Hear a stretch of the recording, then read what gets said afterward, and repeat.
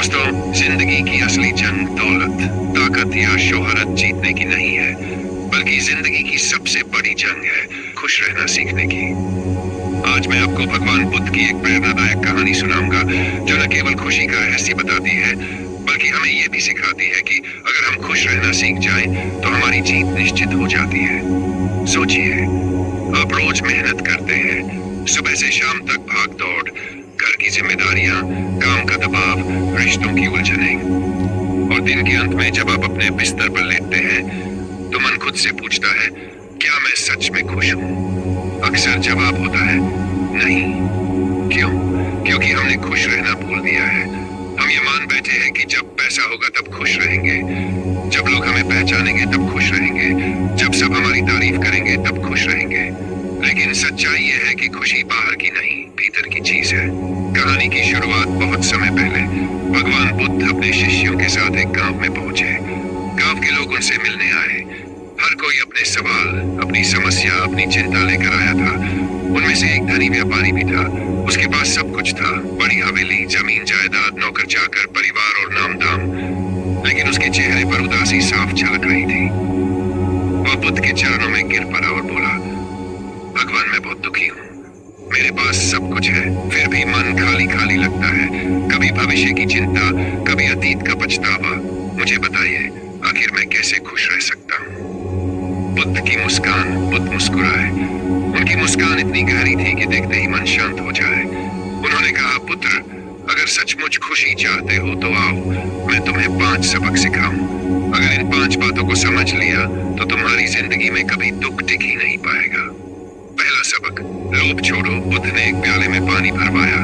जब प्याला भर गया तो भी पानी डालते रहे। पानी छलक कर जमीन पर गिरने लगा। बुद्ध ने पूछा, क्या हुआ?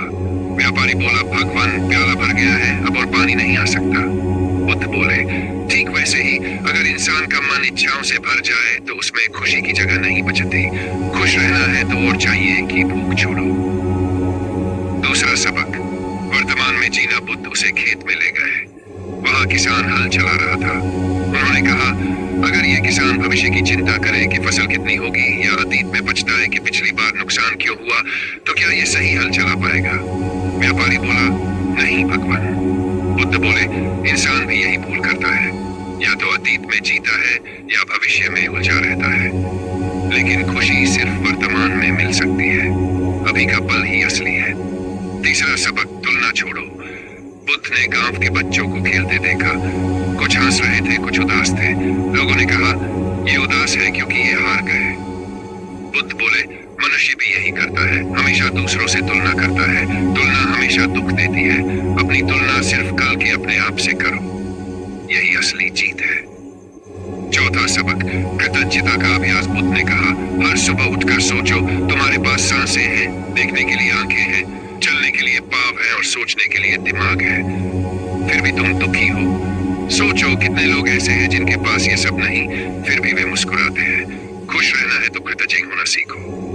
पांचवा सबक, खुशी बांटो। बुद्ध बोले, खुशी अकेले रखने से नहीं बढ़ती।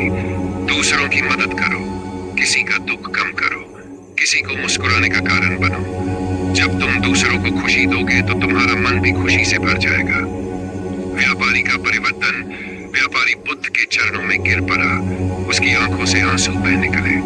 उसने कहा, भगवान, आज मैंने समझा कि खुशी बाहर नहीं, मेरे भीतर है। और अगर मैं खुश रहना सीख जाऊं तो कोई ताकत मुझे हरा नहीं सकती। निष्कर्ष दोस्तों, यह कहानी हमें सिखाती है कि खुशी कोई परिस्थिति नहीं है, खुशी हमारा चुनाव है। खुश इंसान हमेशा जीतता है, उसकी सोच सकारात्मक होती है और उसके आसपास भी रोशनी फैलती है। इसलिए आज से ठान लो, मैं हर हाल में खुश रहूंगा। खुशी मेरी आदत होगी, खुशी ही मेरी सबसे बड़ी ताकत होगी।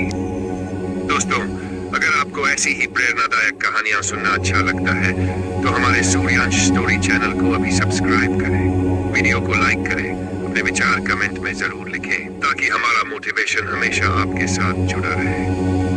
धन्यवाद। आपका दिन मंगलमय और ऊर्जावान